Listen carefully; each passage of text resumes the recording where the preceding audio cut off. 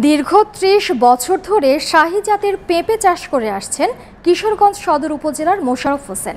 বাণিজ্যিকভাবে প্রথমে অল্প জমিতে চাষ করে সফলতা পেয়ে পরবর্তীতে চাষ বাড়িয়েছেন কয়েক গুণ। মোশাররফের পেঁপে বাগানে কর্মসংস্থানের সুযোগও হয়েছে অনেকের।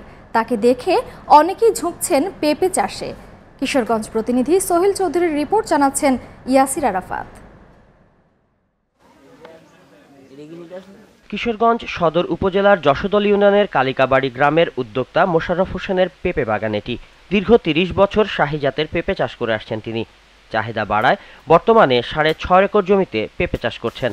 বিষমুক্ত এই পেঁপে স্থানীয় চাহিদা পূরণের পাশাপাশি যাচ্ছে দেশের বিভিন্ন জেলায়। আমার এই জায়গায় মোট ২০ থেকে ২৫ লক্ষ টাকা খরচ হয়েছে, কিন্তু আমি আশা করছি যে আপনার ৪৫ থেকে ৫০ লক্ষ টাকা বিক্রি করা যাবে।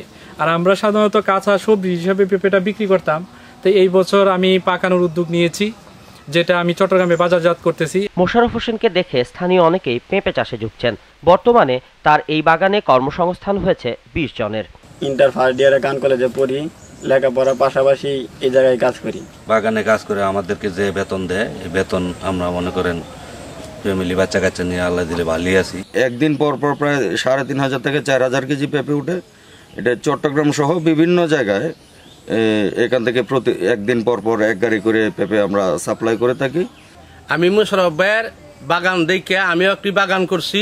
পেঁপে চাষে প্রযুক্তিগত সহযোগিতা দেওয়ার পাশাপাশি বিদেশে রপ্তানির ক্ষেত্রে উদ্যোক্তাকে সহযোগিতার আশ্বাস দিলেন জেলার কৃষি কর্মকর্তা। যারা মোশাররফ হোসেন উৎপাদিত সবজি যেহেতু নিরাপদভাবে উৎপাদন করা হয়, এটা দেশ এবং দেশের বাইরে চাহিদা আছে।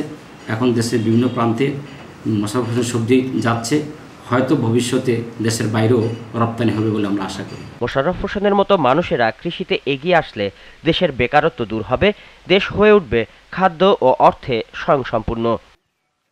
Yasir Arafat, GTV news.